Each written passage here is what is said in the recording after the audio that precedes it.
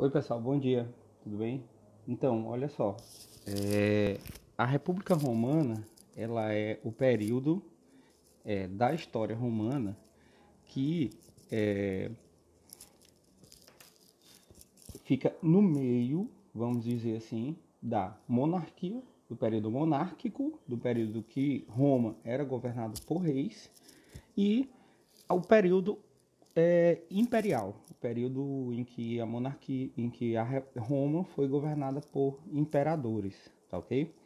Então é o seguinte, a República ela foi um exemplo, vamos dizer assim, para toda a história mundial e principalmente ocidental, de que um grupo eleito, né, ele poderia ser o governante, ele poderia, vamos dizer assim, tomar as decisões de uma determinada cidade, de uma determinada nação, certo? E lembrando, Roma é a capital hoje em dia, a cidade capital hoje da Itália, mas ela foi a representante de uma grande nação, certo? Ou seja, a cidade, ela começou como uma cidade, mas ela representou uma grande nação, né? Inclusive o Império. Depois, na próxima aula, a gente vai falar exatamente dessa questão do Império Romano, né? Que ele chega a ser o mais famoso, no caso, né?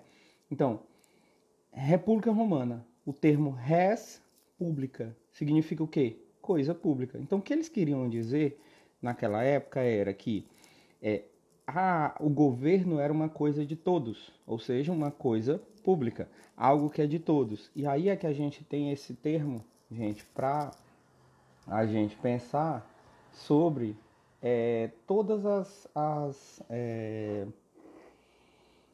todas as questões que deixam a gente sem saber. Ô, gente, o que, que eu posso fazer aqui, né? Por que, que uma escola é pública? Por que, que um hospital é público? Ou seja, ele é de todos. Ele é para ser de todos, é para ser gerido por todos, ok? Então fica esse exemplo da República Romana. Foi a primeira nação, o primeiro sistema a tratar algo, e principalmente o governo, como público, como de todos, né? Então, o antinômino de privado, aquilo que é seu, aquilo que é próprio, tá ok? Então, com a instalação da República em Roma, os patrícios passaram a monopolizar o poder, reservando para si os principais cargos políticos. E aí, pessoal, olha só, é uma república, ela é para ser de todas, mas os patrícios, que eram a classe mais poderosa, eles normalmente tinham, né, detinham o poder de governar, ou seja, acabava sendo uma oligarquia, um governo de poucos, poucos, quia, governo, sabe? Tá bom, gente? Oligarquia, governo de poucos, democracia, demos, todos, e cracia, governo. Então, democracia, governo de todos, tá bom? Então vamos lá. Esses principais cargos ocupados pelos patrícios, a gente está aqui, olha só. Eram os magistrados, como está nesse exemplo dessa imagem. Esses magistrados, eles eram eleitos pelo Senado Romano. E o Senado Romano, né, ou as assembleias, elas eram aquilo que decidia o que acontecia em Roma. Vamos lá. Cônsul era o principal dos magistrados. Pretor era como se fosse um juiz mesmo, que decidia sobre crimes e etc. Censor era aquele que fazia o censo. O que é o censo, gente? Vamos lá para o nosso IBGE. O censo é a contagem da população. Olha como isso é importante. É muito importante saber quantas pessoas tem, o que que cada uma dessas pessoas fazem, como são, para que você tenha a noção do que é, entenderam? Do que é que vai, de como é que vai ser adotada tal medida ou outra medida com relação à cidade, ao governo, à nação. O questor era aquele que recolhia os impostos, tá ok? Os nossos impostos hoje são ou em compras ou a gente paga os impostos com aqueles boletos, não é verdade? Então o questor ia lá cobrar os impostos. E o edil, ele era o magistrado mais inferior que tomava pequenas decisões dentro de uma cidade ou dos bairros. Então vamos lá ver o que cada um deles fazia, tá ok? Então, os principais magistrados eram 2 cônsules eleitos por 1 ano, certo? Um deles comandava o exército e o outro administrava a cidade e presidia o senado, ou seja, um deles era o responsável pela força militar e o outro pelas questões administrativas. Lembrando, a gente sempre tem esse tipo de governo no nosso país, né? A gente tem o presidente e tem o ministro da Defesa, que é responsável pelas forças armadas, né? Vamos lá. Havia ainda os pretores, subordinados aos cônsules. Lembrando, os cônsules são os principais, tá bom, gente? O termo cônsule hoje, ele é denominado, ele é usado para definir alguém que é uma representação diplomática, alguém que faz parte de uma diplomacia de um país, em outro país. Então, eles eram subordinados. O pretor, ele era responsável pela aplicação da justiça, então, o juiz, de fato, né? Os censores, eles contavam a população e classificavam de acordo com suas posses, ou seja, ele fazia aquela definição de quem seria a pessoa que teria uma renda maior ou uma renda menor, dependendo, né, da sua posse, da sua quantidade de escravos. Lembrando que em Roma é a primeira grande nação que ela tem uma política de escravidão, onde as pessoas tinham escravos. Lembrando que Roma fica na Europa e logo esses escravos não necessariamente eram africanos, como foi o caso do Brasil, tá ok, gente? Então vamos lá. Questores, eles cuidavam da arrecadação de impostos, como eu falei. Então, os questores eram os cobradores de impostos do Império Romano, certo? Os edis, o que eles faziam? Eles eram responsáveis pelo policiamento e o abastecimento, pela conservação de ruas, organização de espetáculos públicos. Ou seja, era como se fossem os nossos policiais, os nossos bombeiros, as pessoas que estavam à frente propriamente de definir como a população iria se comportar durante aquelas questões, né? E em alguns momentos eles elegiam o ditador, olha só o termo, ditador mesmo, onde ele tinha um governo único, onde ele decidia sobre tudo, ele tinha plenos poderes e o Senado e todos os outros magistrados não opinavam, somente esse ditador. Por exemplo, esse ditador era o caso, né, quando a nação, Roma, estava em guerra. Então isso mostra muito bem que hoje em dia a gente tem aquele estado de sítio, estado de calamidade, quando aquele governante ele recebe poderes, né, para optar, fazer qualquer decisão, quando sem precisar de ajuda de ninguém, né? Então esse ditador é equivalente hoje em dia àquele estado de sítio, estado de calamidade que acontece em alguns países, né? É muito complicado, é muito perigoso às vezes até esses estados, mas eles às vezes acontecem. Então vamos lá, o Senado, 300 membros vitalícios, ou seja, que era eleito para o Senado, ele era eleito até morrer, tá ok? Ele era um senador da República Romana até morrer. O que eles controlavam? O tesouro público, ou seja, as finanças de Roma, dirigia a política tanto externa como interna, e no caso, aí a gente tem a questão religiosa. Então era um estado onde a religião não era um estado laico, certo? A religião fazia parte do estado. Então vamos lá, o Senado controlava também a religião, tá bom, gente? Ele era consultado pelos magistrados, ou seja, os magistrados tinham que ir lá no Senado e consultar, e aí os senadores decidiam com relação ao apoio sobre qualquer decisão que ia ter, qualquer decisão importante que ia ter, ok? Então, o principal órgão da República, de fato, era o Senado, porque ele também elegia esses próprios magistrados, tá bom?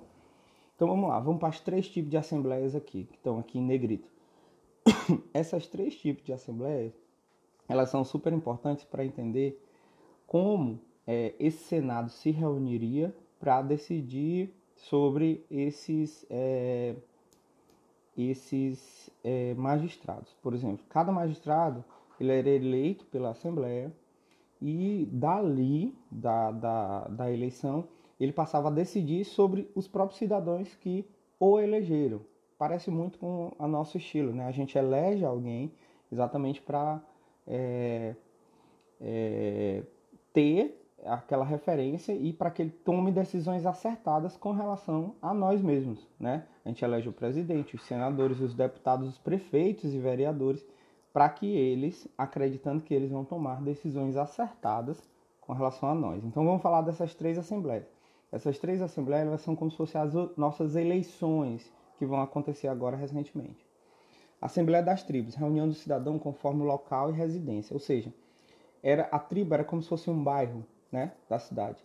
Então era para ter aquela assembleia onde era eleito um magistrado ali naquela assembleia, ou seja, uma assembleia de bairro era mais ou menos como se fosse a associação de moradores do bairro tal, não é verdade?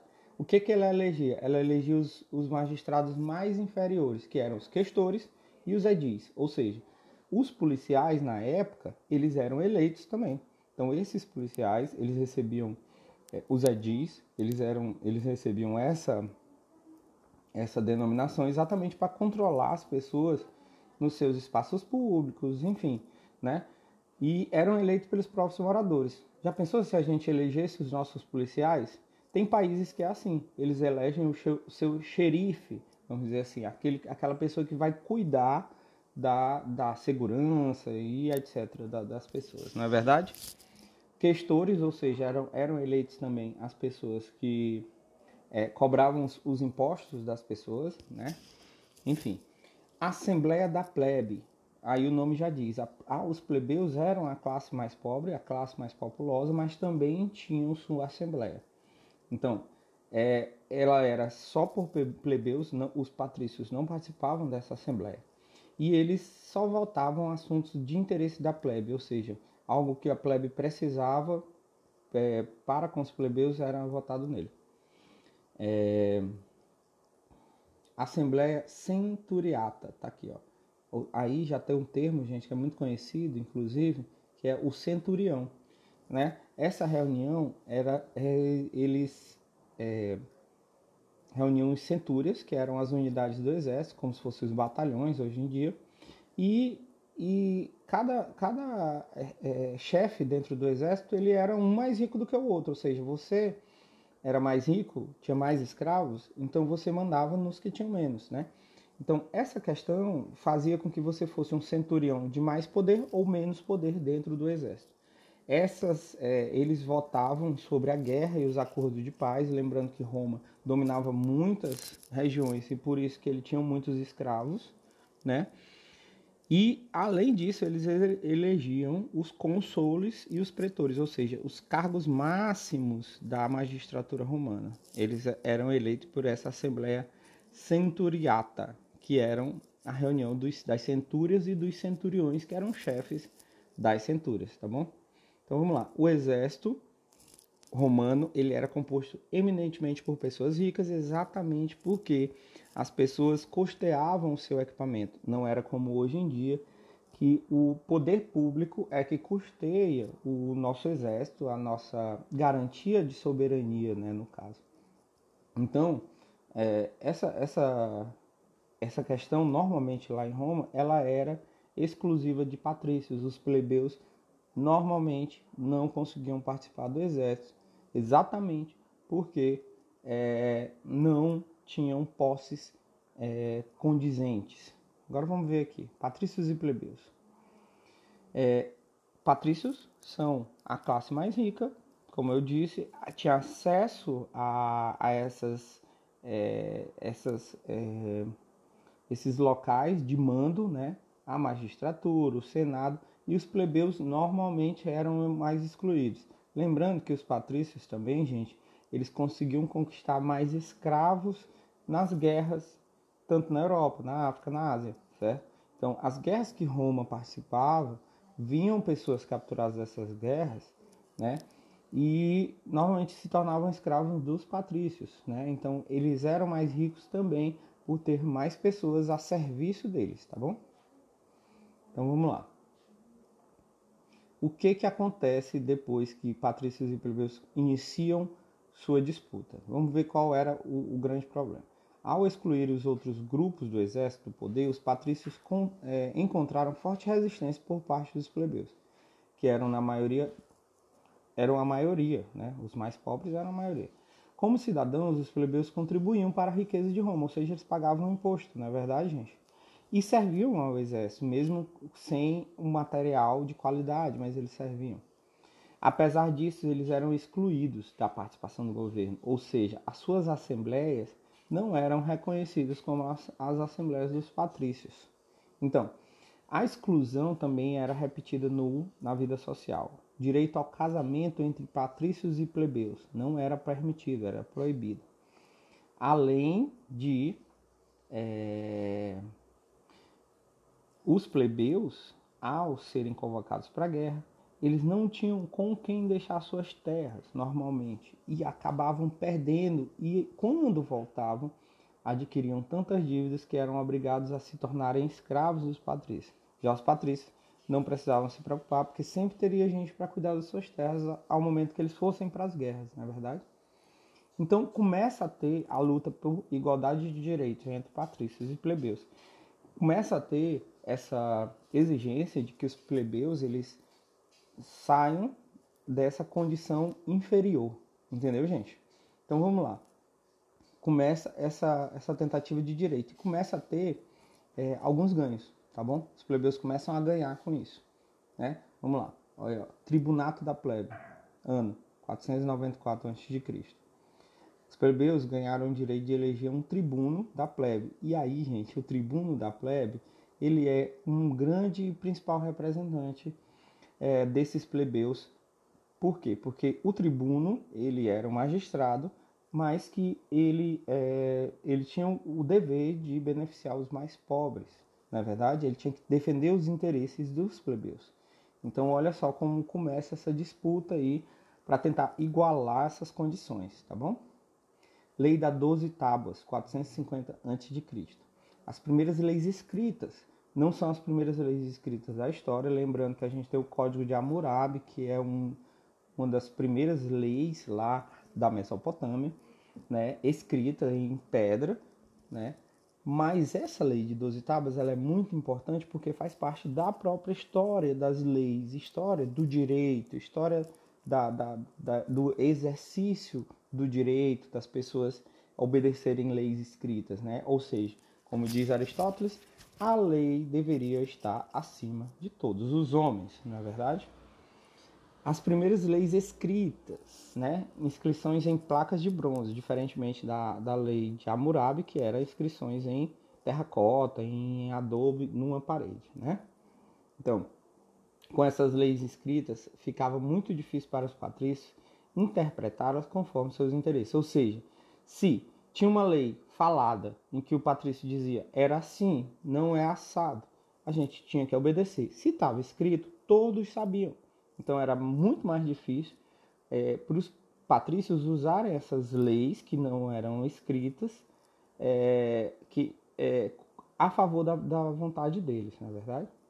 Lei Canuleia, 445, permitiu o casamento entre patrícios e plebeus. Olha aí já pode ver que tem uma questão de divisão de riquezas.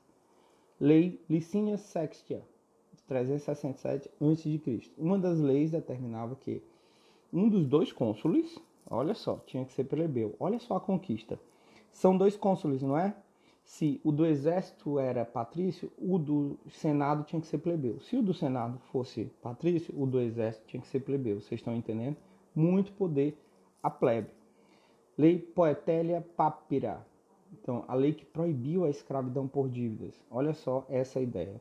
A partir dessa lei Poetélia Papira,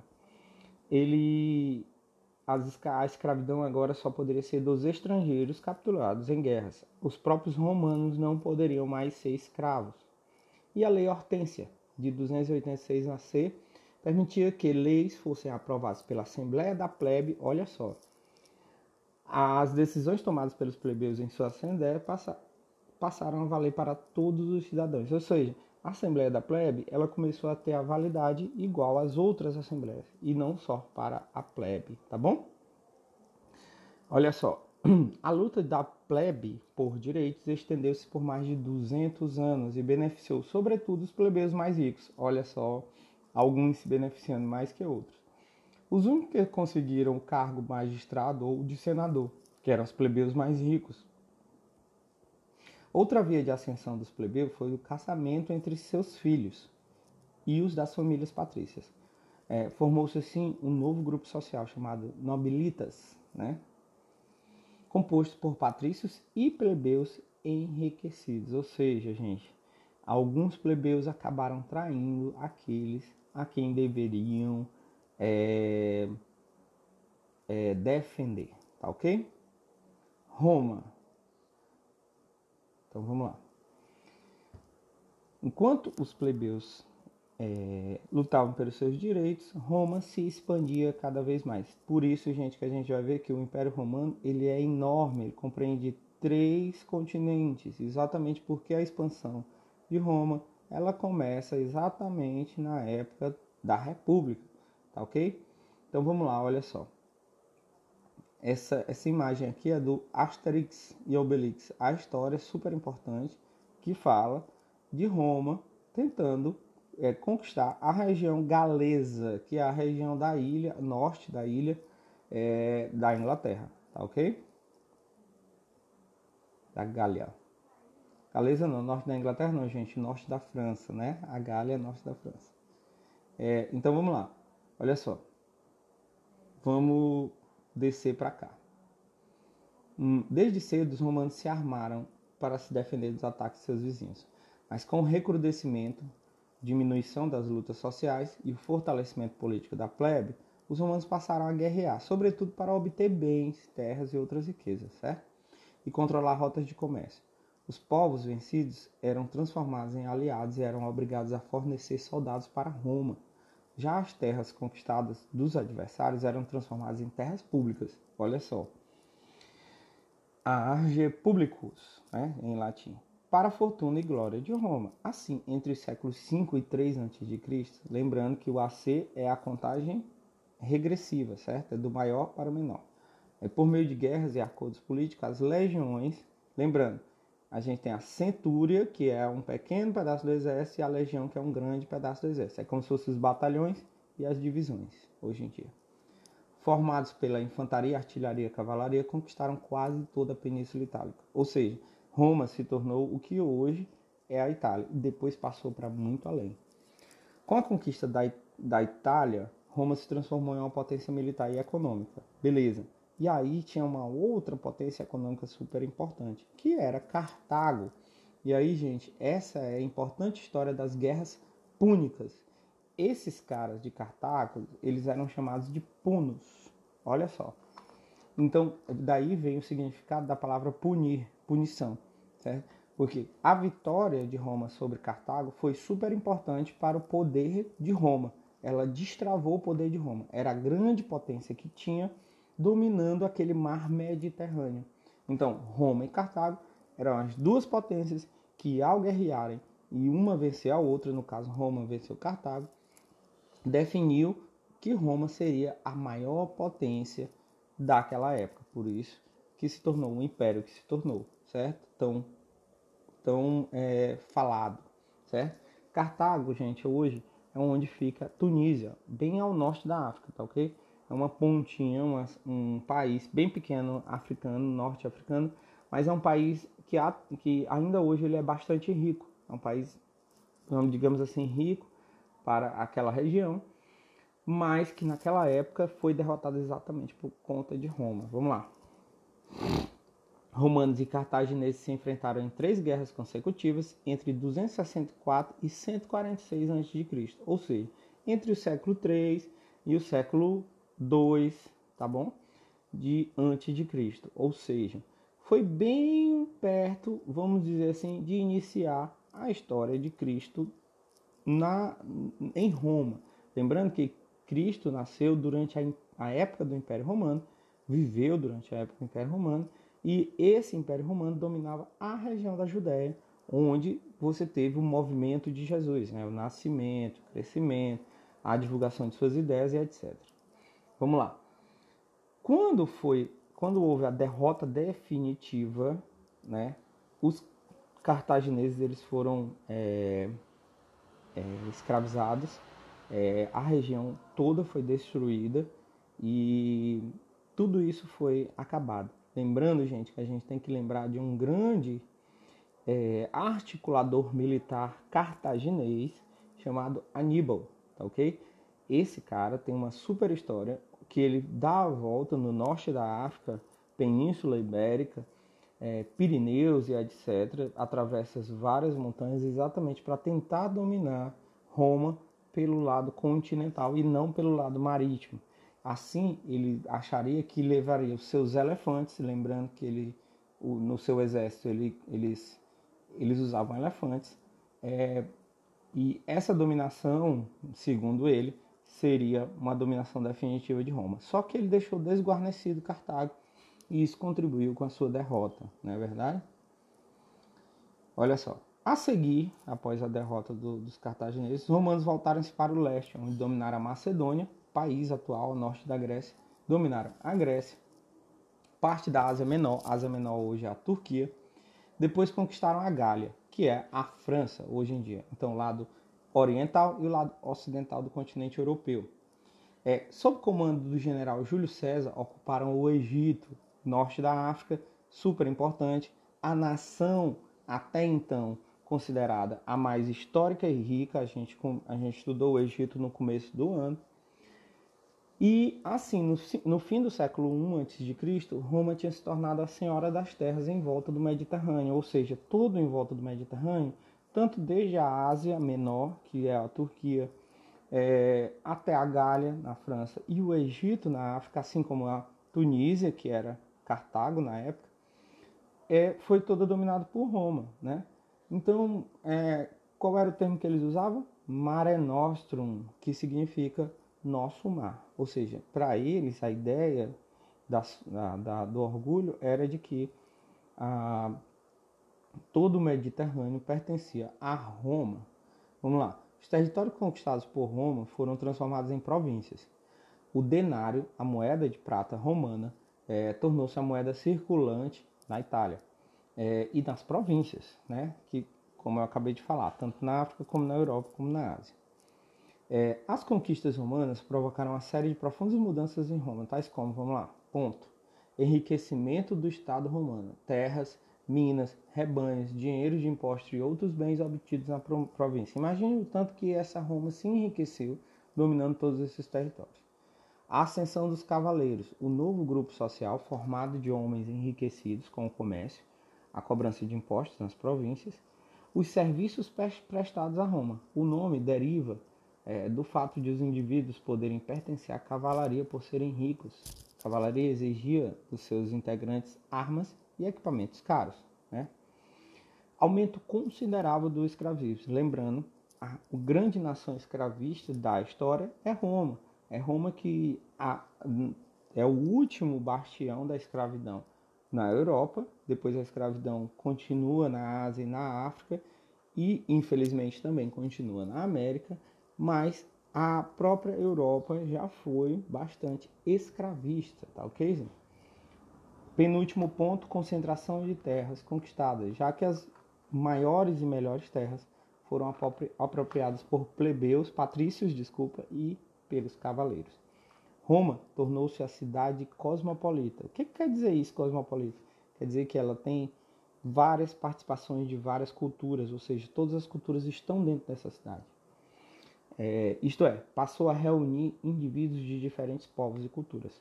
Entre esses povos estavam os gregos, cuja influência se fez sentir nas artes, na vida intelectual e religiosa, tá bom? Vamos aqui para o próximo ponto. A gente vai falar sobre as conquistas, de como eles foram conquistando todos esses pontos da região, tanto da Europa, como da África, como da Ásia, tá ok? É importante a gente lembrar de outra história super importante, que é a história de Espartaco, a primeira e grande revolta escravista de Roma.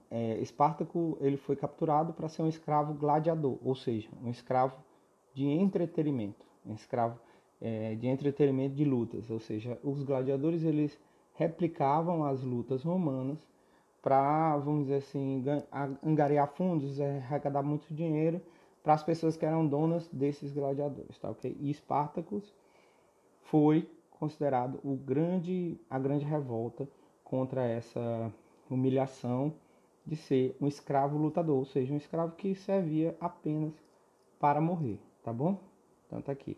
É importante ver, gente, eles têm vários filmes sobre isso, tem até uma série que é interessantíssima, exatamente sobre essa revolta de Espartaco, tá bom? E fala muito sobre a condição política, todas essas questões sociais romanas da época. A questão agrária, vamos chegar no ponto final da nossa aula de hoje. Essa questão agrária ficou muito importante. Por quê? Porque a República Romana ela se expandiu infinitamente. Ela dominou não só a Península Itálica, mas sim 3 continentes, né? Então, as pessoas, os plebeus, eles foram atrás dessas riquezas também. Ou seja, as pessoas romanas diziam, nós queremos participar dessa riqueza também. Não é verdade? Então, vamos lá. Ó, as guerras de conquista tiveram um significado diferente para os patrícios e cavaleiros, de um lado, e para os pequenos agricultores de outro.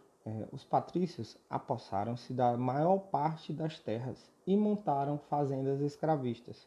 Os cavaleiros enriqueceram com a cobrança de impostos e o comércio. Já para os pequenos agricultores, as guerras geralmente significavam perda. O primeiro, porque muitos pequenos agricultores morriam combatendo na infantaria. Segundo, porque ao retornar da guerra, ausência prolongada, né, eles acabavam perdendo suas terras. Beleza. Aí é que tá.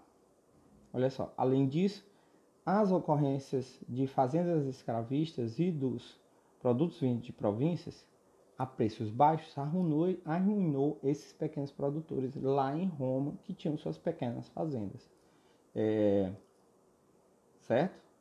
Então vamos lá. O que foi essa questão das reformas de Graco? Caio e Tibério Graco são os 2 irmãos políticos que viram essa situação, que os plebeus perdiam muito mais e os patrícios e cavaleiros ganhavam muito mais. Eles então se revoltaram e foram atrás de direitos de terra, ou seja, de uma reforma agrária, de que essa terra conquistada fosse redistribuída para esses plebeus também. Então vamos lá. Nesse contexto marcado pelo empobrecimento dos agricultores soldados e pela migração em massa para a cidade, né, a cidade cresceu bastante. Tibério Graco, ele eleito tribuno da plebe, lembrando que tinha esse representante máximo dos plebeus e o Tibério foi eleito em 133 AC. Propôs uma reforma agrária, limitava o tamanho das terras públicas, ou seja, parecia que a terra pública era de todo mundo, mas não era. Quem se apossava normalmente eram os patrícios e os cavaleiros, né? Ou seja, limitava o tamanho das terras públicas que o indivíduo poderia possuir. Ah, eu posso possuir o quanto que eu quiser? Não, tem que ser dividida. Vamos lá. Os ricos normalmente se apossavam dela toda. Segundo ponto, determinava a distribuição de lotes de terras entre cidadãos mais pobres, ou seja, se esse cidadão conseguir produzir nela, então ele fica com ela e seria um pequeno lote daquela terra conquistada pelas guerras romanas, lembrando. A proposta de lei recebeu apoio dos camponeses, mas foi mal recebida pelos grandes proprietários que temiam ser expropriados. A tensão em Roma aumentou. Tibério Graco foi perseguido e morto durante uma assembleia. Em 123 a.C., o irmão de Tibério, Caio Graco, foi eleito tribuno da plebe e propôs leis que previam, vamos lá, as 3 leis de Caio. A distribuição de trigo, ou seja, a população estava passando fome porque perdeu suas terras. A extensão da cidadania a alguns povos aliados aos romanos, ou seja, se vocês acham que os plebeus estavam passando por necessidade em Roma, imaginem os povos conquistados. Então, Caio queria que a extensão da cidadania romana fosse estendida até esses povos alguns desses povos que também foram conquistados. Então, e a obrigação do Estado romano a pagar o equipamento dos homens que iam para a guerra. Olha só que mudanças queriam Caio. E essas mudanças foram bem aceitas para cidadãos mais pobres, mas para os mais ricos não foram aceitos, certo? Com essas leis, Caio Graco se tornou bastante popular e com isso passou a ser perseguido pelas forças do Senado. Diante da crescente pressão, Caio pediu que um escravo o matasse.